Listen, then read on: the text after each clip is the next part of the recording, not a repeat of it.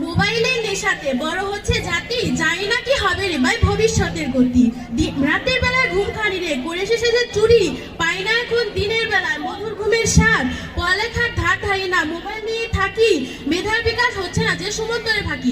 ধন্যবাদ মাননীয় মডারেটরকে আজকের এই মহান মঞ্চে আমাকে বক্তব্য প্রদানের সুযোগ করে দেওয়ার জন্য।